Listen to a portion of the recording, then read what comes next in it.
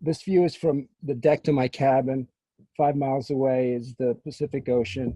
And this is the heart of the Redwood Forest, the southern end, but still at pretty much the center of the greatest forest on earth. The redwoods have the capacity to sequester the most carbon per acre of any forest on earth, much more than the Amazon, much more than any forest anywhere.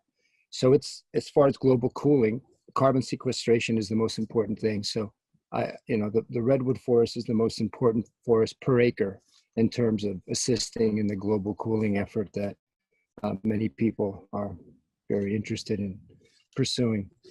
We started in 1994 buying this 40-acre parcel of land.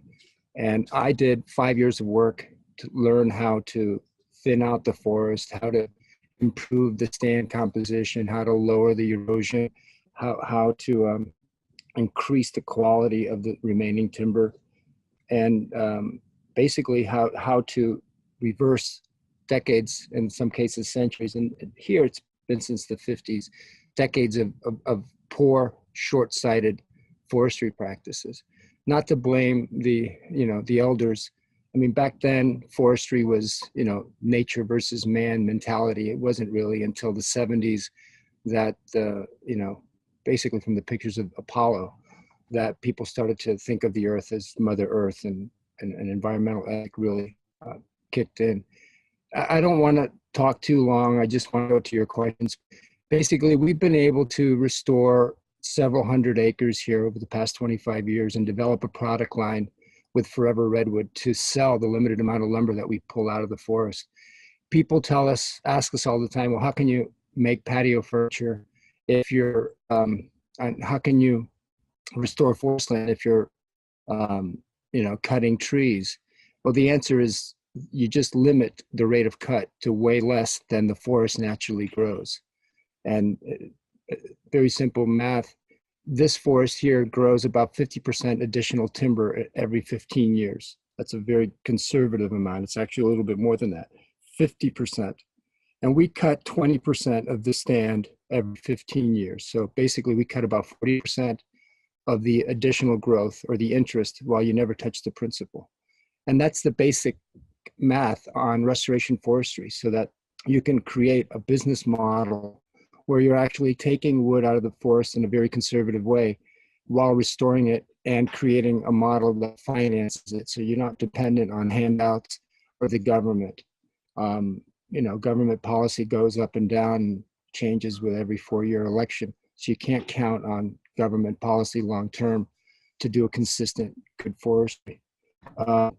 So we're at the point where this parcel that's only a quarter of a mile away is available, and it's beyond my personal reach financially, and the company really can't afford to invest in additional forest lands at this point. So we thought we'd reach out to our customers and our supporters, we have a lot of them, and talk about it, see if anyone's in a position to help us buy these parcels. At least start with this one and see where it goes from there. If we can do more of these projects or just one every once in a while. But that's basically it. I mean, we need to be active instead of just being worried. And I've been doing this work for a long time, and I need to expand its scope, and I need help to do that. Thank you. Okay, great. We will move into Q&A. Thank you, Raul. And just as we go into Q&A, a reminder that you can ask questions in a couple of different ways. So the first is to submit a written-in question using the Q&A button in the bottom left of your Windows or Mac Zoom conference window and at the bottom of your mobile devices. The second way is to come on live. So to ask a question live, you can raise your hand by clicking on the Raise Hand button, found again at the top left or at the bottom of your Zoom conference window and at the bottom of your mobile device. When you are chosen to come on to ask a question, your Zoom conference window will look like it's collapsing for a moment, but just allow that to happen. And then your view will change slightly. You'll see new icons on your screen, namely your audio and video buttons. And while waiting in panelist mode, you won't be seen or heard until it's time to deliver your question. I will call on you by your first name to let you know that we're ready for you. And if you prefer audio only instead of coming on video, just simply stop your video by clicking on the video camera in the lower left of your Zoom window or the upper right of your mobile device. All right, so we are ready to receive your questions.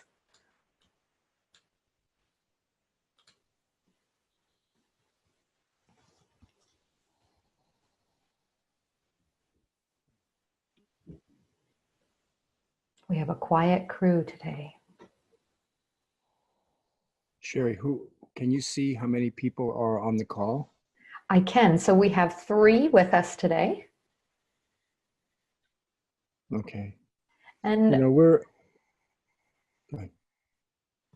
go ahead. I was just going to ask if people would be willing to come on and just let us know what brings them to the call and what drew them to join us today to learn more. So go ahead, Raul, and I see some questions coming in on the Q&A. So go ahead, and then we'll go to those questions. The forest parcel that we're trying to secure is the second ridge over. It begins the second ridge over. I don't know if you can see it in the pictures, but basically it's about a quarter of a mile away from here, and it's a quarter mile square of south-facing Redwood and Douglas fir forest.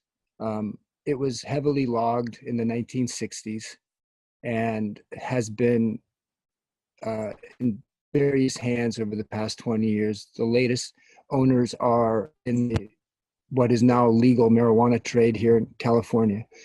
And that business is very unstable, so they're not able to make money, and that's why we're lucky to be able to buy the parcel. It hasn't been developed very much. They basically just cleared about an acre and a half of the trees, unfortunately, which we will have to go back in and plant. But I'll be quiet. Let me know what questions you have. I'd rather be answering specific questions. Okay, that's great, Raul. And I think you just answered Lynn's question about who currently owns the property. So let's ask Larry's question next. Larry's asking, what is the URL for the investment package? And what is the minimum investment? The minimum investment is going to be, I'm sorry that this is the first time that we've done a crowdfunding, and we have several people that have been interested in investing 10, 20, 30,000. One person is interested in investing 6,000. So we're going to be flexible. Really, we're going to be flexible to whatever you need. The total investment is also still completely being worked out because we're negotiating to buy this parcel. The purchase price of the parcel is going to be somewhere between $175,000 and $185,000, and then we're going to need approximately $100,000 on top of that to set up a corporation, set up hire an appraisal to figure out what the tax benefits will be for the investors. The corporate structure is just a better way to go, so nobody is liable in case somebody gets hurt cutting trees or working in the woods. None of the owners of the parcel will be shielded by the corporation. So, and the restoration work that's going to be going on over the next 15 years, tree planting, thinning, erosion abatement, road repairs. So it's going to be the purchase price plus $100,000 to cover all these costs, so we don't have to go back to anybody for any money. And then 15 years from now, maybe 12 to 15 years from now, depending on the stand, we'll go in and we will do the first thinning, where we'll take out 20% of the stand to actually improve it further.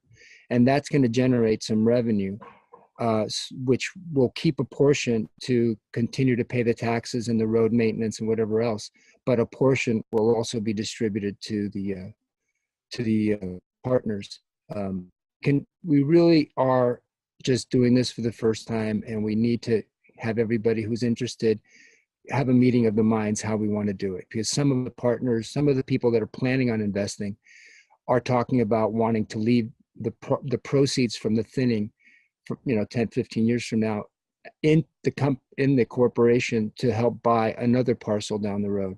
So we have to just all be in agreement how we want to do that, and then we'll write it all up. So it's the fluid situation. We're just trying to basically work out all the kinks, and we'll figure it all out over the next few weeks. As far as the amount you want to invest, we're open to whatever you want to do. It can't be too small an amount because we can't have too many people, because I'll be the contact person with all the investors, and I can't have 25 people owning the parcel. It'll just be too much work for me. So we're trying to keep it to about 10 to 12 and a minimum investment close to $10,000, but we're flexible. If you're really passionate and you really want to be a partner and you have less money, I'm sure we'll make an exception. Raul, this all sounds so good. Something that's popping into my head when you were speaking about the minimum investment. In terms of, could you make a smaller investment, say, than $5,000 and just not have the same expectations in terms of contact and input? I'm open to it. Look, typical crowdfunding websites, will take $300 and $200. I just don't know how to do that in a way that I really want everyone to be invested in the land. I don't want to do this as a nonprofit or as a charity operation, because it has to be a business model. The only way we're going to change the industry is by demonstrating that you can own forest land, you could restore it, and you can make it thrive, and economically it works also. So, but yeah, maybe that's the way to do it. Where, okay, you only own, $500 worth of the stock, but you can't be emailing me every other day because I'm gonna, I just can't get back to you. So I'm flexible on anything like that. I mean, really, this is my life's work. I've been doing this for 30 years. It's all I want to do. And anybody who wants to join in any capacity, we're not going to say no to. Yeah, great. Thank you so much. And one of the other questions was, maybe you could talk a little bit about the benefits of being a conservation investor. Okay. There was a question about a URL. We have a package that we put together. Just email me, Raul@foreverredwood.com. Say, hey, send me the package information on the investment, and I'll get that out to you. I'm sorry, Sherry. Give me the question again. Yeah, sure. And there are a few more right after this too. What are the benefits of being a conservation investor? If you might speak to that. Well, first of all, you could sleep at night knowing that you're doing something positive for the global warming catastrophe that we're really involved in. How much of a contribution restoration forestry could make planet-wide if it was implemented on a large scale. But the main benefits are that you're going to own a piece of property that's going to be increasing in value, just naturally, just because of the supply and demand. They don't make any more redwood forests. The forest lands are going to be improving in stand quality over time, so that the trees are going to get larger, and each successive conservative thinning done every 15 years is going to be worth a lot more than the prior one. So your grandkids will love you for making this investment. We really do hope that whoever is investing is in it for the long haul. I mean, I don't want to get too many calls where people say, hey, I put in 10,000 last year. I really want to sell my share. I'm sure we can find somebody to buy your share. But really the idea is to put money in that you can't afford to invest as an accredited investor, and to partner with us long term. You will have tax benefits because we're going to have an appraisal done on the property. We're going to give up the development rights that the property has. We're going to limit the timber harvesting, which legally you can cut up to 50% of your stand, even with California's restrictive timber harvest practices rules. You can still cut up to 50% of the stand. So limiting that to no more than 20% in any 15-year period generates a huge write-off in terms of property value. That, along with giving up the development rights, creates a conservation easement write-off that should exceed more than half of the purchase price of the property. So we should, if we buy the property for $175 or $185, we should be able to write off $100,000 or so of its value, which then flows through to the investors that could use it. Okay, fantastic. And Lynn is asking for a little bit more clarification, and I think you addressed it already, but maybe you can speak more to it. She's just saying, so this is not considered a charitable effort. Not economically, not legally. We're not a 501c3. We are a California corporation. Forever Redwood is a California corporation that pays taxes. The land is going to be purchased by a corporation that's going to be set up that everyone who invests will be part owners in. But you're going to receive an annual report, and you will receive your tax write-offs. But once we have everybody that's going to be a part of this, once we've raised the money, then we're going to get on a call, just the 8 or 10 or 12 people that are in, and we're going to work out in a call like this. We could do it like this, or we could do it in a conference call on cell phone, and just figure out what everybody really wants to do. If people really need the tax write-offs, or if they would prefer to do this in another manner. I'm open to doing it in whatever way works for the partners that are going to come in. Because we can save money. We don't have to spend money on an appraisal and on legal stuff if we don't want to. If nobody's really interested in doing that, and they just want, hey, I just want 10% of this parcel, and I want to be on title. Oh, we could do it that way too. I mean, we'll all just talk about it. A couple of people that I've been talking to for a few weeks, they like the idea of a corporation to just protect them, just in case you just have a tree fall on somebody's head, 20 years from now, nobody gets sued. Okay, great. And Larry's also writing in another question about some legal counsel. So what firm is serving as legal counsel for the corporate organization and tax treatment? Can an investor of at least about 10K have their tax estate lawyer contact them? Sure, yeah. It's our main corporate attorney's name is Rob Dellenbach. He's here in California, Dellenbach. I haven't broken down all the details with him. I just had a preliminary conversation. He said, sure, Raul, we'll help you put it together.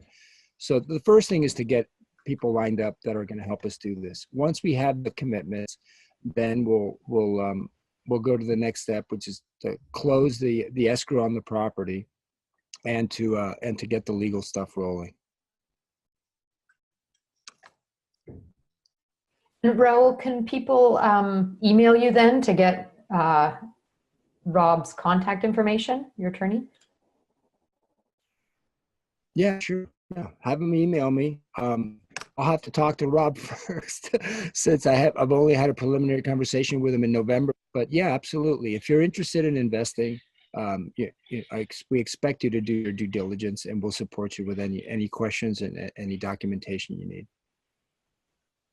And here's another great question. Lynn has just submitted this question. What is the timeline for purchase? So yeah, what's the time frame for when you'd like this to be complete? Based on, we want to close escrow in 30 days, and we'd like to wrap up the negotiations early next week. Right now, the owners are asking 185, and we've offered 175. So somewhere between 175 and 185 is going to be the purchase price. They're interested in selling. So once we have that agreement, which should be next week, then it would be 30 days. So we should be closing right at the end of February. Close escrow on the property, but then the legal stuff we'll need to move quickly over the coming weeks. Once we get it in escrow, we'll need to move quickly to get the legal stuff done. The conservation easement and the tax write-offs, if everybody's in agreement on doing that, that will take a couple more months. I mean, you're not going to be able to use that write-off until your 2019 tax returns are done anyway. So we have all year to get the appraisal done, and then figure out exactly who's going to use the write-offs, and some people could use it more than others. Can we move it around that way if all that's legal? There's a lot of questions, and that'll take a while. But setting up a corporation and getting the property closed and purchased, that we're going to try to do in the next 30 days. Wow, fantastic. I feel like let's jump on it. Larry just sent in again, saying that he'll continue by email. He loves what he's hearing. I'm hoping to just jump in and ask a question. I noticed in some of the information that was sent out that you've said, I think, that you're going ahead no matter what. Is there a certain amount that you're at that you'd like to get to within like the week so that it feels solid? Will you go ahead anyway, regardless, without investors? I can borrow the money that I need if I have to. Whatever money we can't get, I'm going to borrow it and I'm going to close the deal. I would rather work out a model. I've been doing this on my own with a couple of friends for 25 years. And we have hundreds of acres here that either friends of mine own, or I own with friends. And it's not any way of building uh, uh, something that's substantial that makes a big difference. We need to reach out to other people that think the same way and that are looking for a vehicle in which to funnel their vision. And I think there's a lot of people that think the same way I do. I'm just trying to reach them. And I'm going to do this until the day I drop, and hopefully by then we'll have a company that's strong enough that'll run without me. But I don't know how much we're going to raise next week. If it's 5,000 or 50,000, whatever it is, I'm going to still go ahead and put this property in escrow. And whatever we don't have from others, I'm going to complete it, like I've done for the past 25 years. So hopefully it'll be very little, so that we have a growing amount of interest. And there's several other parcels I'd love to buy. And we've got the team in place to do the restoration work, and we've got the shop that makes the furniture. I mean, all the pieces are there. But at this point, with what's happening globally, we need to buy and protect these lands from people that just think short term. I mean, pot growing in the greatest forest on earth, really? That's the highest and best use? I don't think so. Yeah. Oh, Raul, I just love your passion, your commitment, and your authenticity. And Lynn is asking a great question. When do you need the investment money? We're not really in a hurry, but 15 minutes is fine. Great. I hope you heard that, Lynn. 15 minutes. But is this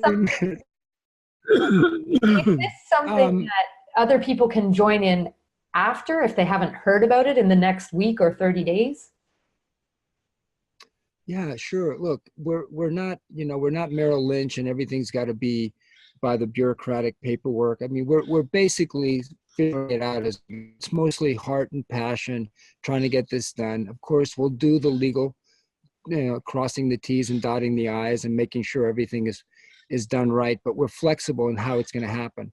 If Lynn has a friend or Larry has a friend that, hey, I'm gonna do this, yeah, have them call me. I mean, have them email me at raul@foreverredwood.com and say, hey, I'm interested in doing this. If we've got this piece 100% funded, I am sure we're going to do another piece. If there's enough support to get this done quickly, I mean, I could think of 3 other parcels that we could buy, and there's no lack of poorly managed forest lands anywhere in the world. There's no lack of it. That is the status quo. And over the past 20 years, been this movement towards green marketing of forestry. And you got sustainable forest products being sold in Home Depot, and everybody is green. Even British Petroleum is green, but it's mostly bullpucky. It's just marketing, followed by big legal teams behind them. The sustainable forestry movement is very close to nothing. And it's not my opinion. I can send documentation to anybody interested in. The forests have gone from being atrociously managed for centuries to, in the past 2 decades, to being poorly managed. So we've made progress. We've gone from atrocious to poorly managed, at least in the United States. And in some other countries, there's decent forestry being practiced in Switzerland and in France and in Germany, but not great forestry, not any kind of restoration forestry, which is what we desperately need, that isn't being done other than in a few small examples here and there. 99% of the acreage that's being managed for forest production worldwide is being managed poorly. 99% being poor or below average. Only about 1% is really being managed well. That's the truth, and the documentation is there. So we can buy as much forest land as we want. There's endless possibilities for restoration. Fantastic. And Larry's asked a few questions here. I'm just going to ask them one at a time, and we'll get through them. So Larry's saying it's hard to send the money before the corporation is actually up and running. Is a binding letter of intent possible? You don't have to be that, it doesn't have to be that complicated, Larry. You know, just let me know, email me, say, hey, Raul, I'm good for 20 grand or I'm good for 50 grand. Just figure out the paperwork, get it to me, and I'll wire you guys, you know, whatever you want to do. Just let us know. We'll get you whatever you need. We don't need the money on Monday. We just need to know who's in and for how much, and then we'll get all the details and all the paperwork to you. Okay, great. One of his other questions was, have you thought about the composition of the board of directors for the corporation? That's a conversation to have between the owners. So whomever's going to be in the corporation, you know, we'll have to have a conversation between all of us and work these things out. We'll have to have an initial board meeting of the 12 or 15 or 10 owners and figure out how we want to do it. I'm completely open to doing it the way our new partners want to do it. The main thing is that Forever Redwood will manage the forest land, that our team will manage the forest land, and that there will be a conservation easement on the land, limiting its development to next to nothing or nothing, no development. And the forest management has to be very much spelled out. What's allowed, what's not allowed. And that's going to be pretty much straight out of the Restoration Forestry Manual that's on our website. If you go to foreverredwood.com and you go to the footer menu, there's a link called Restoration Forestry Overview. If you go there, it's a one-page overview of what we do. And there's a link to the Forest Restoration Manual, which Rebecca's actually helping me update because that was written almost 20 years ago. But nothing's really changed. We're just expanding some of the documentation. But that's what we're going to do. It's all there. We've been doing the same thing since the 90s. We're not going to change what works. Okay, so the questions are coming in pretty quick here. Larry's also asking, would better forest management actually have prevented the campfires or the fires? It would have, if the forest management had been ongoing and the stands had been in a different state through less fuel load on the ground, less dead or suppressed trees standing, the fires would have been a much less intense. There's a lot of documentation that shows that there's a direct correlation between poor forestry and devastating fires. Forest fires are a natural occurrence in the woods. It's part of the regenerative process of the forest. What isn't natural is for the forest to be mostly made up of young trees because all the big valuable trees have been taken out. And also for the young trees to be left in a state where a simple way of seeing it is an old growth forest that's never been touched here in the Redwoods would have about 100 trees per acre. 100 trees of all sizes, from saplings up to 10-foot diameter ancient trees. That's a natural stand with a big, tall canopy and an open understory. And that's what restoration forestry moves towards, moving the stand back towards that. But when you have a stand that's heavily cut over and over again, like most of the forests in California, instead of having 100 trees of all sizes, you have about 1,000 trees, and most of them are tiny, and they're growing right next to each other. And there's limbs from the ground up. And the reason there's limbs from the ground up is because the overstory was taken out. So there's no there's no shading. When you have a competitive older forest, the trees shoot up and try to get to the light by trying to go up 100 or 50, 100 feet up in the air to get to some sunlight. When you don't have an overstory, then the limbs grow very wide right from the ground. So when a fire gets started on these young stands that are full of young trees with a lot of lower limbs, the fire that starts on the ground easily climbs up the branches and the entire stand burns. But if you have a stand of bigger trees that are spaced better, with thicker bark and and not so many lower limbs, a lot of the forest would survive. Not the way it is now. They're all going to burn. It's going to continue to burn. We need to do restoration work on a massive scale. The chickens are coming home to roost. I mean, we've been doing bad forestry in California since we got here 150 years ago. And it's a miracle that it hasn't burned even more. Okay, great. Thank you, Raul. Lynn is also asking, what attracted you to this particular parcel of land versus others?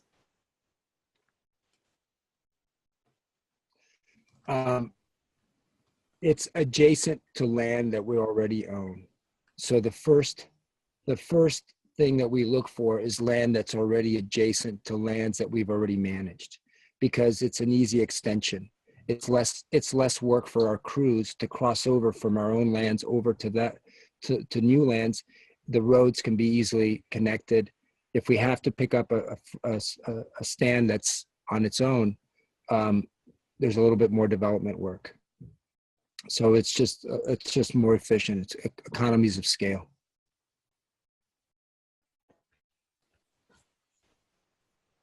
Okay, fantastic. I don't see any new questions. Let me see if I've missed any. Looks like we've answered all of the ones that have come in. Okay, and another just affirmation from Larry, just saying that the answers have been excellent and responsive, and that he's quite pleased by the sounds of it. Thanks, Larry. Feel free to call me or email me, and we can talk more in real time at any point in time. It'd be great to have you as a partner, and if you decide not to invest, it's fine. But I appreciate your taking the time and showing the interest. It's important work. I'd be happy to have somebody else do it. There's nobody doing it. Nobody's doing this. We need to be doing this on a massive scale. The politicians come after a fire and they talk a bunch of nonsense, and then they throw a few dollars at a little experiment thinning project. Sure, they're thinning, maybe 5,000 acres here or 3,000 acres there. But if you go up to these towns that survived the fires the last couple of years, they know that their day is coming, and they're not doing hardly anything.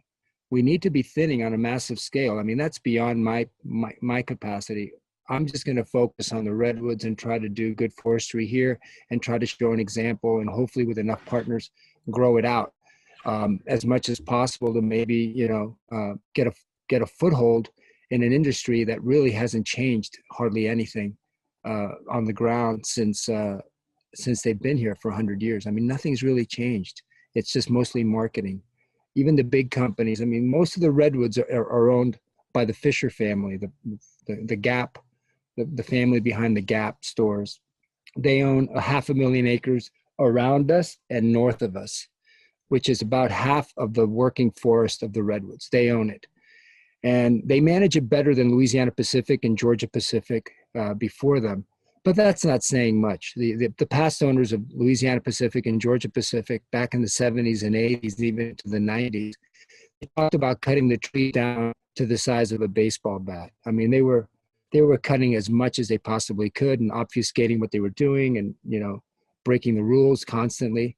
So now we have the Fisher family connected with the ex-Governor Brown, and they win awards for green forestry, but really their forestry is not very good. They're doing on average 35% of their stand every 10 years, 35%. And that's about what it grows. So they're doing sustainable forestry because they don't cut more than what is growing. But what they're maintaining, what they're sustaining is a very young stand. And what we need to do is increase the size of the forest, trees, the amount of lumber that's standing in the forest per acre substantially. We can increase it by 2 or 3-fold in about 50 years if you reduce the rate of cut. And that's where you're going to sequester carbon. You got a 500,000 acre forest and you're cutting the rate that it's growing. You're not sequestering anything. You're just maintaining the amount of carbon that's in the trees already. But if you let the trees get bigger and you cut a lot less, then you start to sequester huge amounts of carbon. And that's the big picture. That's what we need to do. We need to sequester the carbon. The government's not going to do it. The big corporations aren't going to do it because they have a huge quarterly profit incentive that doesn't allow them to do it. They're not going to keep the money in the woods unless there's a huge carbon credit program or something. And I've written about those in Mother Earth News too. Those carbon credit programs, the way they're structured, is just corporate welfare. It doesn't really restore much the lumber volume in these stands. And that's the key. We have to double and triple the amount of lumber per acre of the forest in order to, because lumber is mostly carbon. Wood is mostly carbon. So when you increase the amount of standing timber on in your forest, you're sequestering carbon. The greatest cooling mechanism ever invented is a tree. A tree basically sucks the carbon out of the atmosphere and stores it. And the redwoods could store it for 2,000 years. Nothing does it better than that. I mean, there's a lot of different companies and startups trying to create carbon sequestration machinery, but it's a laughable thing. It's right there. There's your carbon sequestration machinery right there. Anyhow, thanks. Yeah, so simple and so obvious. Thanks, Raul. Maybe you could share with us now what the best way is. I think you've said for people to contact you by email. Is there any other way to move forward? What are the next steps for people who are really interested? Because I'm seeing in the Q&A, Larry is saying he's just going to speak to his wife. They're seriously considering. Lynn is saying she'll get back to you by the 31st. So should they email you? What else can they do to learn more about options? Is there anything else they can do? Yeah, email me, pick up the phone and call me. I'm not I'm not inaccessible. If I can't get right back to you, I'll call you or text me 707-495-4955. 707-495-4955 is my direct cell. Call me. I mean, if when we were sending out these emails, I'd get these climate deniers sending me emails and insulting me and saying all kinds of crazy stuff, as if this was a political issue.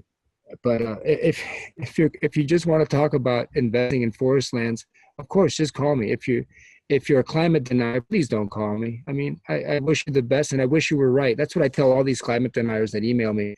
Be 10,000 emails about this, and I'd get 20% of them would be these rabid climate deniers insulting you. Not all of them, but most of them are, just insulting you. And I would always say the same thing. I wish you're right. I hope you're right. Let's hope you're right. But they're not right. I mean, come on, the science is so overwhelming. Just call me, Larry, Lynn, just call me. Yeah, great. And Larry's just saying you've always been responsive and he's good with email and phone. So fantastic. So I'm just going to invite all of you who are with us to continue to send in your questions. I see someone actually has just joined us. So welcome to you, Linda. We've been talking for a little while, but please jump in with your questions, even if it's a repeat, because we'd love for you to have the information. Would also like you to know that Raul is very open, sharing his email and his phone number if you're curious and you have more questions. And Linda, if you would like to come on to ask a question live, just click on the raise hand button And if you'd like to send us a written question, just click the Q&A button. It's probably at the bottom of your Zoom window. If you're on mobile, it should be at the top. Okay, so Raul, has there been anything else come up during these questions that you feel like you'd like to address or say more about?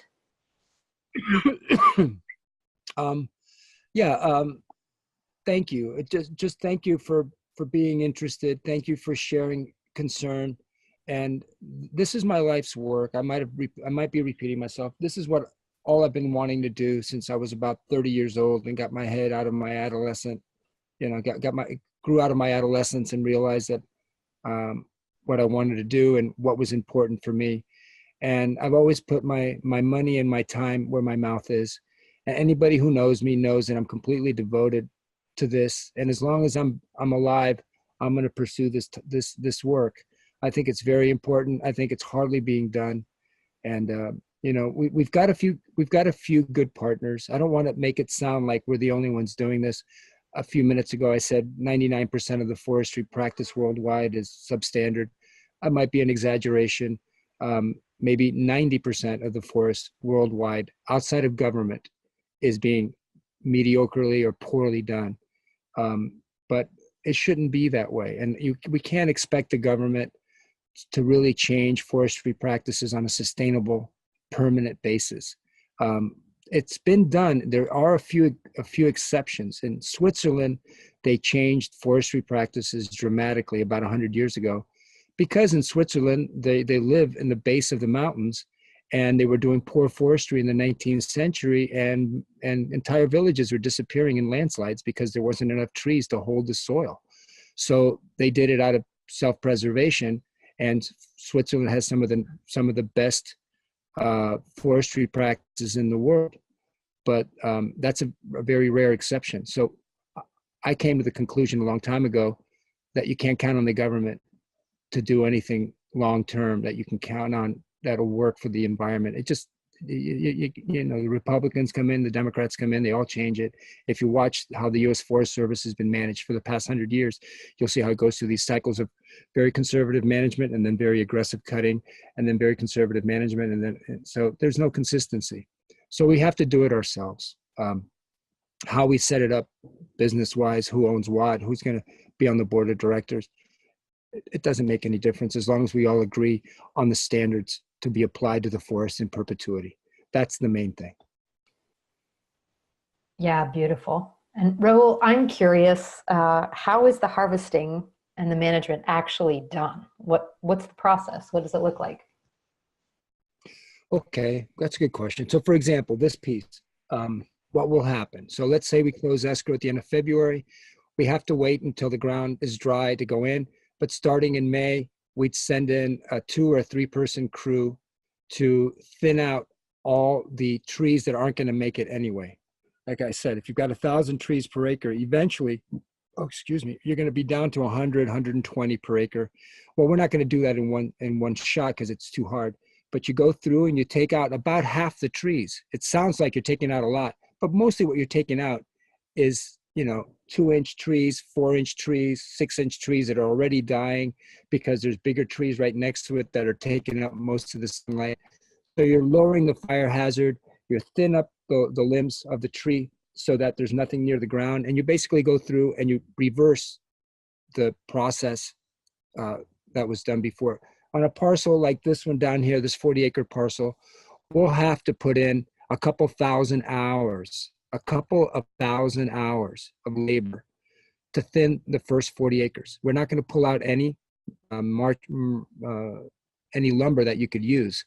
It's basically all going to be cut and dropped to the ground in small pieces, so it's below boot height, so it decomposes back into the soil and it helps build up the soil.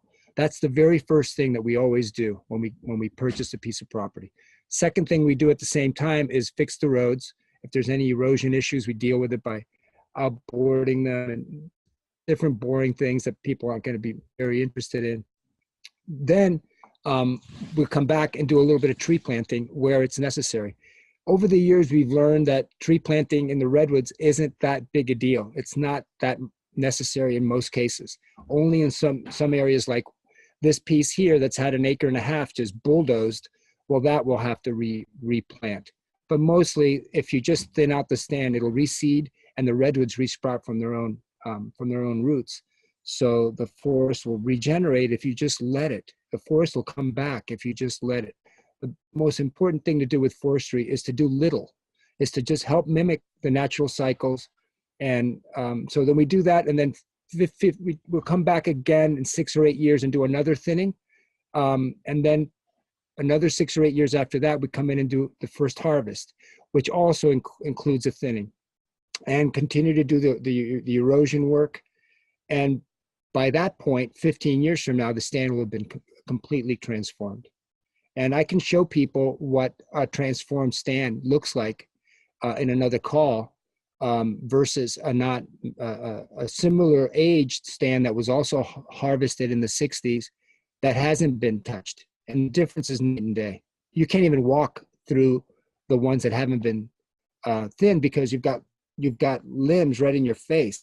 While if you go through and you open it up, you could see out 20, 40 feet, 60 feet. The birds will be able to fly through, but before they couldn't.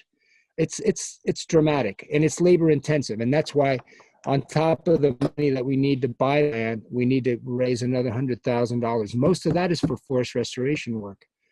That's the expensive stuff. That's the reason why it doesn't get done, because nobody wants to pay for it. Not only pay for it, they don't want to do the work. It's hard work. I thinned the 40 acres where my cabin is, this 40 acres here. I thinned it myself over a 5-year period. I know exactly how much work it is, but it's very rewarding work. Wow. Okay, so that sparks another question for me. Are investors and others welcome to come and be part of that process? If they want to run a chainsaw, yeah, I'm about to buy my very first electric chainsaw. I didn't even know they existed because I'm out of touch with that, but it turns out that they've got some pretty decent electric chainsaws. So you'll actually be able to go out in the woods and run a chainsaw while listening to the birds. I can't wait to do it. I mean, chainsaws have always been so noisy and they vibrate, you're rattling for hours after running a chainsaw all day. But yeah, again, we're open.